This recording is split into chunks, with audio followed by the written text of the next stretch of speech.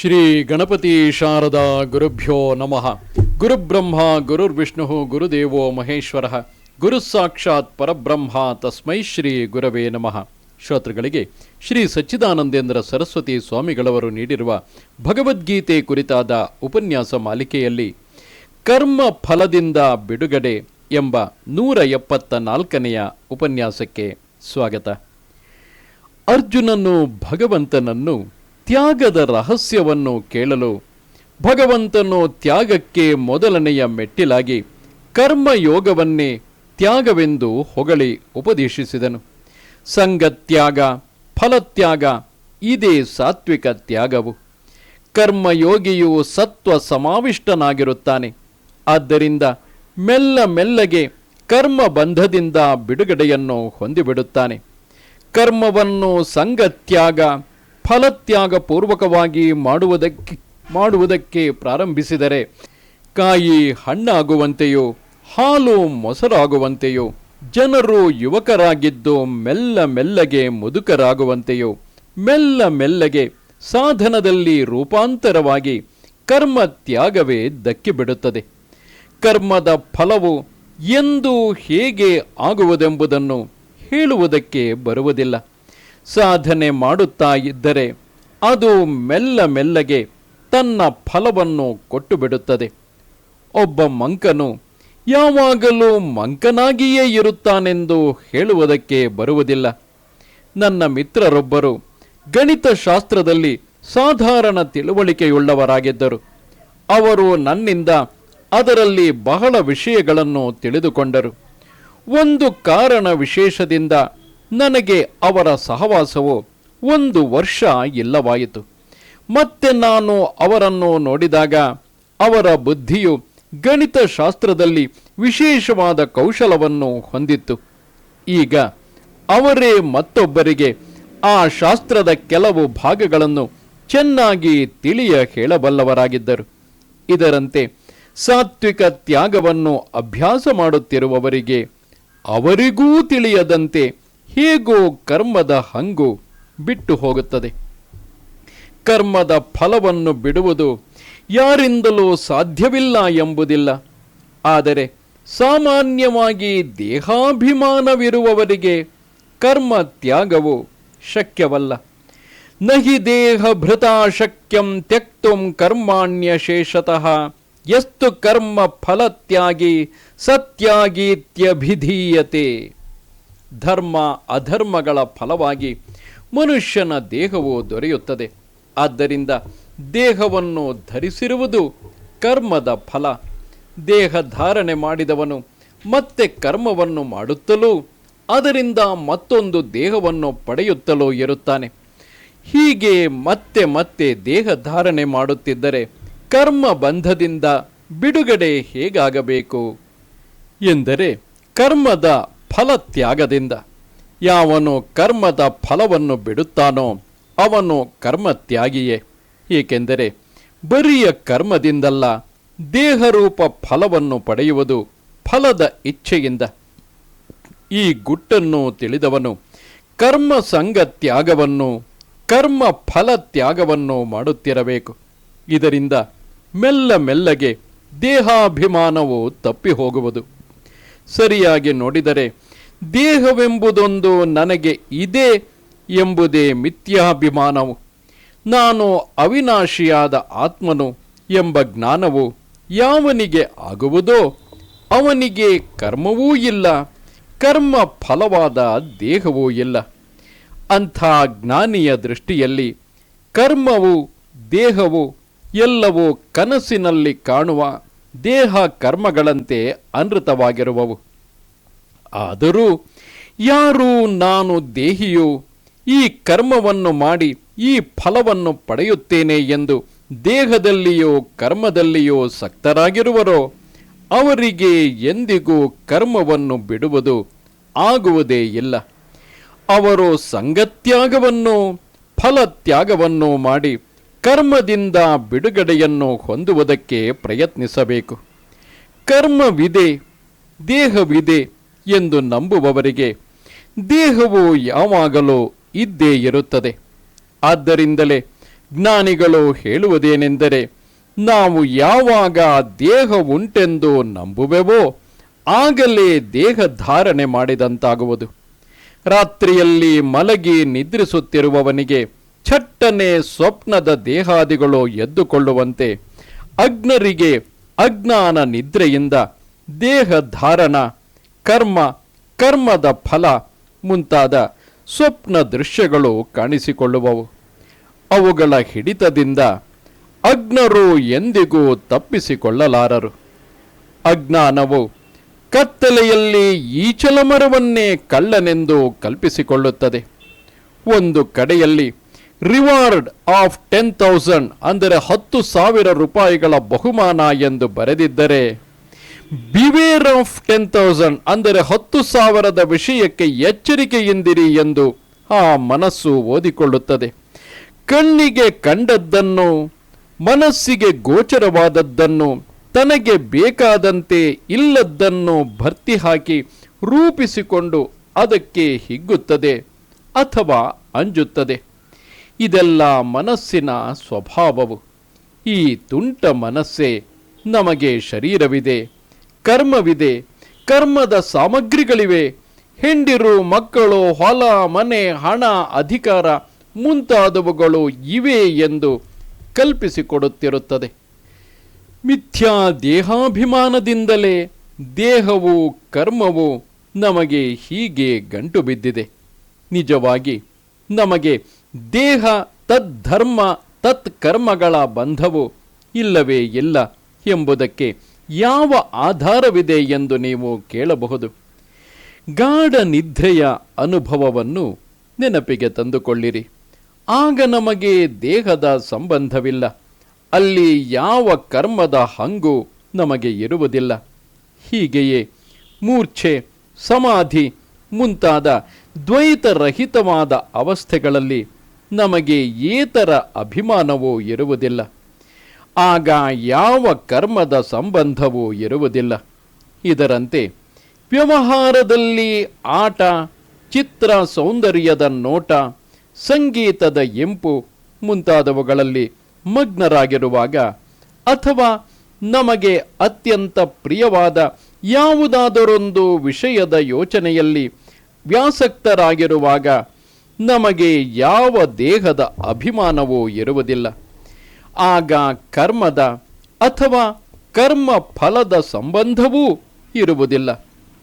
ಮತ್ತೊಬ್ಬರು ಯಾರಾದರೂ ನಮಗೆ ಜ್ಞಾಪಿಸಿದರೆ ಆಗ ಮಾತ್ರವೇ ದೇಹದ ಕಡೆಗೆ ಲಕ್ಷ್ಯವಿರುತ್ತದೆ ಅಲ್ಲವೇ?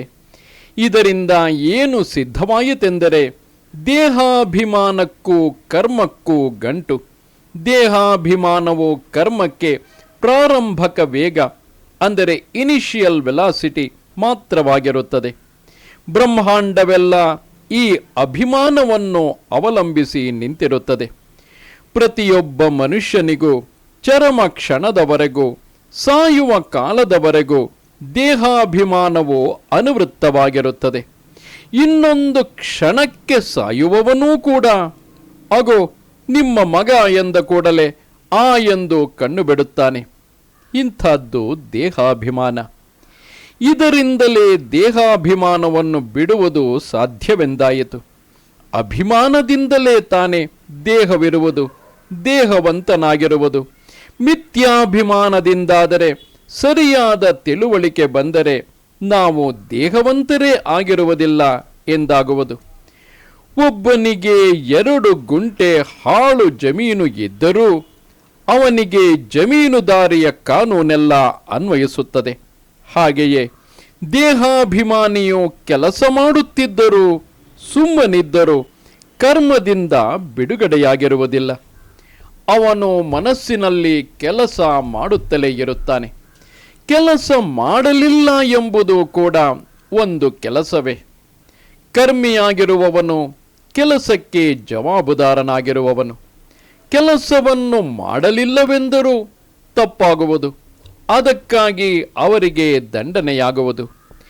ದೇಹಭೃತ ಅಂದರೆ ದೇಹಧಾರಿಯಾಗಿರುವವನಿಂದ ಕರ್ಮಗಳನ್ನು ಅಶೇಷವಾಗಿ ಬಿಡುವುದು ಶಕ್ಯವೇ ಅಲ್ಲ ಎಂಬ ವಾಕ್ಯಕ್ಕೆ ಇಷ್ಟು ಅರ್ಥ. ಇದೇ ಭಗವಂತನ ಅಭಿಪ್ರಾಯವೆಂಬುದು ಮುಂದಿನ ಶ್ಲೋಕದಿಂದ ಸ್ಪಷ್ಟವಾಗುತ್ತದೆ. ಅನಿಷ್ಟಮಿಷ್ಟಂ ಮಿಶ್ರಂಚ ತ್ರಿವಿಧಂ ಕರ್ಮಣಃ ಫಲಂ ಭವತ್ಯತ್ಯಾಗಿನಾಂ ಪ್ರೇತ್ಯ ನತು ಸನ್ಯಾಸಿನಾಂ ಕ್ವಚಿತ್. ತ್ಯಾಗವನ್ನು ಮಾಡದವರ ಕರ್ಮಕ್ಕೆ ಇಷ್ಟ ಅನಿಷ್ಟ ಮಿಶ್ರ ಫಲಗಳು ಆಗುತ್ತಲೇ ಇರುವವು. ಸನ್ಯಾಸಿಗಳಿಗೆ ಎಂದಿಗೂ ಈ ಫಲಗಳು ಆಗುವುದಿಲ್ಲ ಎಂದು ಭಗವಂತನು ಹೇಳಿರುತ್ತಾನೆ. ಇಲ್ಲಿ ಸನ್ಯಾಸಿಗಳೆಂದರೆ ಏನು? ಕಾವಿಯ ಶಾಟಿಯನ್ನು ಧರಿಸಿರುವ ದಂಡ ಕಮಂಡಲು ಧಾರಿಯೆಂದು ಅರ್ಥವಲ್ಲ. ಸರ್ವ ಕರ್ಮಗಳನ್ನು ಸನ್ಯಾಸ ಮಾಡಿರುವ ಪರಮಾರ್ಥ ಜ್ಞಾನಿಗಳು. ಕರ್ಮಕ್ಕೆ ಇಷ್ಟ ಅನಿಷ್ಟ ಮಿಶ್ರ ಎಂಬ 3 ಫಲಗಳುಂಟು. ಅವು ಯಾವುವು ಈ ಸನ್ಯಾಸಿಗಳಿಗೆ ತಟ್ಟುವುದಿಲ್ಲ. ಇಲ್ಲಿ ಇಷ್ಟ ಫಲವೆಂದರೆ ದೇವತಾದಿ ಜನ್ಮಗಳು, ಅನಿಷ್ಟ ಫಲವೆಂದರೆ ಕೀಳು ಪ್ರಾಣಿಗಳ ಮತ್ತು ಸ್ಥಾವರ ಪ್ರಾಣಿಗಳ ಜನ್ಮಗಳು. ಮನುಷ್ಯ ಜನ್ಮವು ಮಿಶ್ರ ಫಲ. ಮಿಶ್ರ ಫಲವೆಂದರೆ ಸುಖ ದುಃಖಗಳೆರಡನ್ನೂ ಕೊಡುವ ಫಲ. ಒಬ್ಬನು ತನ್ನ ಮಗನ ಹೆಸರಿನಲ್ಲಿ ಇನ್ಶೂರೆನ್ಸ್ ಮಾಡಿದ್ದಾನೆಂದು ಇಟ್ಟುಕೊಳ್ಳಿ. ಅವನ ಮಗನು ಯಾವುದಾದರೂ ಕಾರಣದಿಂದ ಸತ್ತು ಹೋದರೆ ಅವನಿಗೆ ಸುಖ ದುಃಖಗಳೆರಡು ಬೆರೆತು ಬರುವವಲ್ಲವೇ? ಹೀಗೆ ಮನುಷ್ಯನಿಗೆ ಸಾಮಾನ್ಯವಾಗಿ ಸುಖ ದುಃಖಗಳ ಮಿಶ್ರ ಅನುಭವವೇ ಹೆಚ್ಚಾಗಿ ಬರುತ್ತದೆ. ಏಕೆಂದರೆ ಅವನ ದೇಹವು ಪಾಪ ಪುಣ್ಯಗಳೆರಡರ ಸಮ್ಮಿಶ್ರಣದ ಫಲವಾಗಿರುತ್ತದೆ. ಹೀಗೆ 3 ಬಗೆಯ ಫಲಗಳು ಕರ್ಮಕ್ಕೆ ಉಂಟಷ್ಟೇ. ಇವುಗಳು ಯಾವುವೂ ಸನ್ಯಾಸಿಗಳಿಗೆ ಆಗುವುದೇ ಇಲ್ಲ, ಅತ್ಯಾಗಿಗಳಿಗೆ ಆಗುತ್ತವೆ. ಫಲಾಭಿಸಂಧಿಯನ್ನು ಸಂಘವನ್ನು ತ್ಯಜಿಸಿದ ಸಾತ್ವಿಕ ತ್ಯಾಗಿಯಾದ ಕರ್ಮಯೋಗಿಗೆ ಕರ್ಮದಿಂದ ಯಾವ ಫಲವೂ ಆಗುವುದಿಲ್ಲವೆಂದು ತಿಳಿಯುವ ಹಾಗಿಲ್ಲ. ಒಬ್ಬನು ಸ್ವಯಂ ಸೇವಕನಾಗಿ ಮಿಲಿಟರಿ ಡ್ರಿಲ್ ಮಾಡುತ್ತಾನೆ, ಆದರೆ ಯುದ್ಧಕ್ಕೆ ಹೋಗುವುದಿಲ್ಲ. ಅಷ್ಟು ಮಾತ್ರದಿಂದ ಅವನಿಗೆ ಕವಾಯತ್ತು ಮಾಡಿದ್ದರ ಫಲವೂ ಇಲ್ಲ ಎನ್ನುವುದಕ್ಕಾದೀತೆ ಆಗಲಾರದು. ಇದರಂತೆ ಸಾತ್ವಿಕ ತ್ಯಾಗಿಗೆ ಮತ್ತೆ ಯಾವ ಫಲವೂ ಆಗದಿದ್ದರೂ ಚಿತ್ತಶುದ್ಧಿ ಎಂಬ ಫಲವಾದರೂ ಆಗುವುದು. ಆದರೆ ಪರಮಾರ್ಥ ಸನ್ಯಾಸಿಗೆ ಈ ಫಲವೂ ಆಗುವುದಿಲ್ಲ. ಇದನ್ನು ತಿಳಿಸುವುದಕ್ಕೆ ನತು ಸನ್ಯಾಸಿನಾಂ ಕ್ವಚಿತ್ ಎಂದಿದೆ. ಇಂಥ ಸನ್ಯಾಸಿ ಯಾರು ಎಂದರೆ ಆತ್ಮಜ್ಞಾನಿಯು. ಆತ್ಮಜ್ಞಾನಿಯು ಸನ್ಯಾಸಿಯಾಗಿರುತ್ತಾನೆಂದರೆ ಅವನು ಏನೂ ಮಾಡದೆ ಸೋಮಾರಿ ಎಂದು ಭಾವಿಸಬಾರದು. ಸರ್ವದಾ ಕರ್ಮವನ್ನು ಮಾಡುತ್ತಿದ್ದರೂ ಪರಮಾರ್ಥವಾಗಿ ಏನನ್ನೂ ಮಾಡದೇ ಇರುವವನು. ಅವನು ಜನಕನು ರಾಜನಾಗಿದ್ದನು. ಅನೇಕ ವಿದ್ವಾಂಸರಿಗೆ ಸಭೆಯಲ್ಲಿ ಆಶ್ರಯವನ್ನು ಕೊಟ್ಟಿದ್ದನು. ರಾಜ್ಯ ಭಾರವನ್ನು ವಹಿಸಿದ್ದನು. ಆದರೂ ಅವನು ಯಾವ ಕರ್ಮವನ್ನು ಮಾಡದವನು. ಆದ್ದರಿಂದಲೇ ಅವನು ಮಿಥಿಲಾ ನಗರಿಯೇ ಸುಟ್ಟು ಹೋದರೂ ನನ್ನದೇನೂ ಸುಡುವ ಹಾಗಿಲ್ಲ ಎಂದು ಹೇಳಬಲ್ಲವನಾಗಿದ್ದನು. ನನಗೆ ತಿಳಿದಿದ್ದ ಒಬ್ಬ ಕೊಲಿಜಿಯೇಟ್ ಹೈಸ್ಕೂಲ್ ಹೆಡ್ ಮಾಸ್ಟರು ಒಳ್ಳೆಯ ವೇದಾಂತಿಗಳಾಗಿದ್ದರು. ಅವರು ಸ್ಕೂಲಿನ ಕೆಲಸವನ್ನೆಲ್ಲ ಸಾಂಗವಾಗಿ ನೆರವೇರಿಸಿ ಮನೆಯಲ್ಲೂ ಮಕ್ಕಳು ಮರಿಗಳೊಡನೆ, ವಿದ್ವಾಂಸರೊಡನೆ, ಅಧ್ಯಾಪಕರೊಡನೆ, ಸಂಗೀತಗಾರರೊಡನೆ, ಜೋಯಿಸರೊಡನೆ, ಕೊನೆಗೆ ಒಬ್ಬ ಬುಡುಬುಡುಕಿಯವನೊಡನೆಯೂ ವಿನೋದದಿಂದ ಕಾಲವನ್ನು ಕಳೆಯಬಲ್ಲವರಾಗಿದ್ದರು. ಅಷ್ಟು ಕೆಲಸವನ್ನು ಮಾಡಿದರೂ ಅವರಿಗೆ ಯಾವುದೂ ಭಾರವಾಗಿರಲಿಲ್ಲ. ಜ್ಞಾನಿಗಳು ಹಗುರವಾಗಿ ಮಾಡುವಷ್ಟು ಕೆಲಸವನ್ನು ಯಾವ ಕರ್ಮಿಯೂ ಮಾಡಲಾರನು. ಕೆಲಸಕ್ಕೆ ಅಂಜುವವನು ಹೇಳಿ. ಅಜ್ಞಾನಿಯಾದವನು ಕರ್ಮವನ್ನು ತಪ್ಪಿಸಿಕೊಳ್ಳಲು ಪ್ರಯತ್ನಿಸುತ್ತಾನೆ. ಆದರೆ ಅದರಿಂದ ಅವನಿಗೆ ದುಃಖವೇ ಬಂದೊದಗುತ್ತದೆ. ಸಂಘ ಫಲಗಳ ಅಭಿಮಾನವಿರುವುದೇ ಈ ದುಃಖಕ್ಕೆ ಕಾರಣ. ಜ್ಞಾನಿಗಳಾದವರಿಗೆ ಕರ್ತೃತ್ವವೇ ಮಿಥ್ಯೆಯಾಗಿರುತ್ತದೆ. ಅವರ ಈ ಅರಿವೇ ಕರ್ಮವನ್ನು ಹಗುರವಾಗಿ ಮಾಡಿಬಿಡುತ್ತದೆ. ಸರ್ವಕರ್ಮಾಣಿ ಮನಸಾ ಸನ್ಯಸ್ಯಾಸ್ತೆ ಸುಖಂ ವಶಿ ನವದ್ವಾರೆ ಪುರೇ ದೇಹಿ ನೈವ ಕುರ್ವನ್ ನಕಾರಯನ್ ಎಂದು ಹಿಂದೆ ವರ್ಣಿಸಿರುವುದು ಇಂಥ ಸನ್ಯಾಸಿಗಳನ್ನೇ. ಸನ್ಯಾಸಿಯಾದವನು ದೇಹಕ್ಕಿಂತ ವ್ಯತಿರಿಕ್ತನಾಗಿ ದೇಹಾಭಿಮಾನವಿಲ್ಲದೆ ಇರುತ್ತಾನೆ. ಅಜ್ಞಾನಿಯು ದೇಹವೇ ಆಗಿರುವುದರಿಂದ ಕರ್ಮದಿಂದ ಗೋಳಾಡುತ್ತಿರುತ್ತಾನೆ. ಅವನು ನಾನು ದೇಹಕ್ಕಿಂತ ಬೇರೆಯಾಗಿರುತ್ತೇನೆ ಎಂದು ತಿಳಿಯುವುದಿಲ್ಲ. ನಾನು ಮನೆಯಲ್ಲಿದ್ದೇನೆ ಎಂದು ದೇಹಾಭಿಮಾನದಿಂದ ತಪ್ಪಾಗಿ ತಿಳಿಯುತ್ತಾನೆ. ಇದು ನನ್ನ ನೆರಳು, ಇದು ವಸ್ತುವಲ್ಲ ಎಂಬ ಅರಿವು ಸುಖಕಾರಿಯಾಗುತ್ತದೆ. ನೆರಳನ್ನು ವಸ್ತುವೆಂದು ತಿಳಿದು ನನ್ನ ಬಳಿಯಲ್ಲಿರುವ ಈ ಎರಡನೇ ವ್ಯಕ್ತಿಯನ್ನು ಓಡಿಸಬೇಕು ಎಂದು ಪ್ರಯತ್ನಿಸಿದರೆ ದಡ್ಡನಾಗುತ್ತಾನೆ, ಕಷ್ಟಪಡುತ್ತಾನೆ. ದೇಹಕ್ಕೆ ಸತ್ಯತ್ವವನ್ನು ಕೊಟ್ಟರೆ ಅದು ಮಾಡಿದ್ದೆಲ್ಲ ನಮ್ಮದೇ ಎಂಬ ಮಿಥ್ಯಾ ಜ್ಞಾನ ಉಂಟಾಗುತ್ತದೆ. ಕನಸನ್ನು ಕನಸೆಂದು ತಿಳಿದ ಮಾತ್ರದಿಂದ ಅಲ್ಲಿಯ ಸಂಕಷ್ಟಗಳೆಲ್ಲ ತಪ್ಪಿ ಹೋಗುವಂತೆ ದೇಹವು ಕರ್ತೃತ್ವವು ಮಿಥ್ಯೆ ಎಂದು ಅರಿತುಕೊಂಡರೆ ಕರ್ಮದ ಹೊರೆಯನ್ನೇ ಇಳಿಸಿಕೊಂಡಂತೆ ಆಗುತ್ತದೆ. ಹೀಗೆ ಇಲ್ಲಿ ಸಾಧನಾ ಸಿದ್ಧಾಂತ ಎರಡನ್ನೂ ತಿಳಿಸಿದಂತೆ ಆಗಿರುತ್ತದೆ. ನಾವುಗಳು ಜ್ಞಾನಿಯ ಬುದ್ಧಿಯ ಮಟ್ಟವನ್ನು ಸಂಪಾದಿಸಿಕೊಳ್ಳುವುದಕ್ಕೆ ಪ್ರಯತ್ನಿಸಬೇಕು. ಕರ್ತೃತ್ವದಿಂದ ಆಗುವ ತೊಂದರೆಯನ್ನು ತಪ್ಪಿಸಿಕೊಳ್ಳುವುದಕ್ಕಾಗಿ ಸಂಘ ಫಲ ತ್ಯಾಗಗಳನ್ನು ಮಾಡುವುದನ್ನು ಅಭ್ಯಾಸ ಮಾಡಬೇಕು. ಕರ್ಮಕ್ಕೂ ಫಲಕ್ಕೂ ನಿಕಟವಾದ ಸಂಬಂಧವಿದೆ. ಆದರೆ ಆ ಫಲವು ನಮಗೆ ಆಗಬೇಕೆಂಬುದೇನೂ ಇಲ್ಲ. ವ್ಯಾಪಾರದಲ್ಲಿ ದಿನಗಳ ದರದ ಏರಿಳಿತಗಳ ಸುದ್ದಿಯನ್ನು ಕೇಳಿದರೆ ವ್ಯಾಪಾರಿಗೆ ಮಾತ್ರ ಹರ್ಷ ವಿಷಾದಗಳಾಗುತ್ತವೆ, ಮಿಕ್ಕವರಿಗಲ್ಲ. ಹೀಗಿರುವುದರಿಂದ ಈ ಕರ್ಮದ ಫಲವು ನನಗೇ ಎಂಬುದು ಬರಿಯ ಅಭಿಮಾನವೇ ತಾನೇ.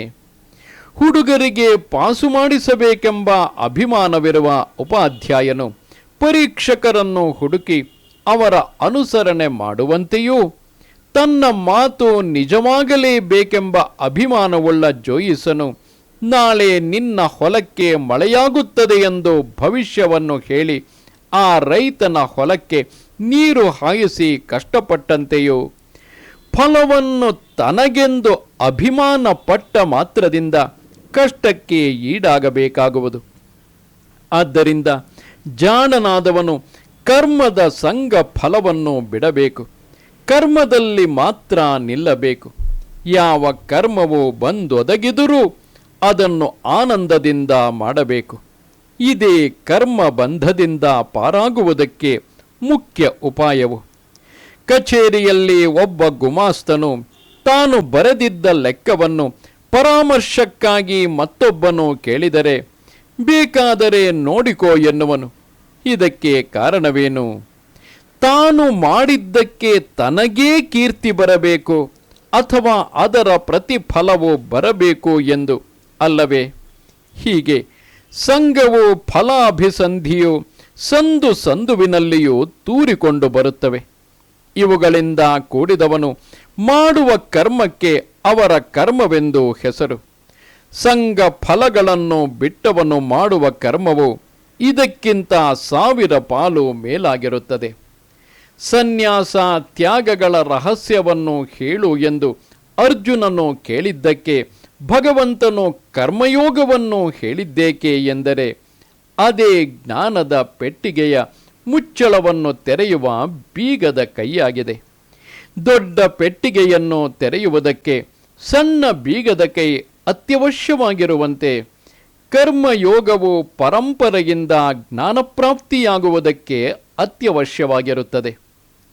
ವಿಶ್ವೇಶ್ವರಯ್ಯ, ಮಹಾತ್ಮ ಗಾಂಧಿ ಮುಂತಾದವರು ಮುಪ್ಪಿನಲ್ಲಿಯೂ ಜನಸಾಮಾನ್ಯರ ಉಪಯೋಗಕ್ಕಾಗಿ ದುಡಿಯುತ್ತಾ ಮಹಾಜನರ ಉಪಕಾರದಿಂದಲೇ ಆನಂದವನ್ನು ಪಡೆದದ್ದನ್ನು ನೆನಪಿಸಿಕೊಳ್ಳಿರಿ. ತಿಲಕರ ಕರ್ಮಯೋಗ, ಗಾಂಧಿಯವರ ಅನಾಸಕ್ತಿ ಯೋಗ ಇವುಗಳನ್ನು ಪರಮ ಸಿದ್ಧಾಂತದ ಗ್ರಂಥಗಳೆಂದು ಭಾವಿಸುವುದಕ್ಕಿಲ್ಲದಿದ್ದರೂ ಕರ್ಮ ಫಲವನ್ನು ಬಯಸದೆ ಕರ್ಮವನ್ನು ಮಾಡುವುದರಿಂದ ಆಗುವ ಸುಖವನ್ನು ಹೊರಪಡಿಸುವ ಗ್ರಂಥಗಳೆಂದು ಭಾವಿಸುವುದಕ್ಕೆ ಯಾವ ಅಡ್ಡಿಯೂ ಇರುವುದಿಲ್ಲ. ಯಾವ ಕೆಲಸವನ್ನು ಮಾಡಿದರೂ ನಾನೇಕೆ ಮಾಡಲಿ, ನನ್ನಂಥವನು ಈ ಸಣ್ಣ ಕೆಲಸವನ್ನು ಮಾಡುವುದೇ ಎಂದು ಉದಾಸೀನ ಭಾವವನ್ನು ತೋರಿಸುವುದು ಸಾಮಾನ್ಯ ಜನರಿಗೆ ಸ್ವಭಾವವು. ಆದರೆ ಕರ್ಮದಲ್ಲಿ ಸಂಘವನ್ನೂ ಕರ್ಮ ಫಲದ ಅಭಿಲಾಷೆಯನ್ನು ತೊರೆದ ಕರ್ಮಯೋಗಿಗಳು ಎಂದಿಗೂ ಹಾಗೆ ಕರ್ಮದಲ್ಲಿ ಅಸಡ್ಡೆಯನ್ನು ತೋರಿಸಲಾರರು. ಕರ್ಮಯೋಗವೇ ನಿಜವಾದ ತ್ಯಾಗಕ್ಕೆ ದ್ವಾರವೆಂಬುದನ್ನು ಅವರು ಅರಿತುಕೊಂಡಿರುವರು. ಶ್ರೋತೃಗಳೇ, ಇದು ಶ್ರೀ ಸಚ್ಚಿದಾನಂದೇಂದ್ರ ಸರಸ್ವತಿ ಸ್ವಾಮಿಗಳವರು ನೀಡಿರುವ ಭಗವದ್ಗೀತೆ ಕುರಿತಾದ ಉಪನ್ಯಾಸ ಮಾಲಿಕೆಯಲ್ಲಿ ಕರ್ಮ ಫಲದಿಂದ ಬಿಡುಗಡೆ ಎಂಬ ಉಪನ್ಯಾಸವಾಗಿತ್ತು. ನಮಸ್ತೆ ಶಾರದೆ ದೇವಿ ಕಾಶ್ಮೀರ ಪುರವಾಸಿನಿ ತ್ವಾಮಹಂ ಪ್ರಾರ್ಥಗೆ ನಿತ್ಯಂ ವಿದ್ಯಾದಾನಂಚ ದೇಹಿಮೆ. ನಮಸ್ಕಾರ.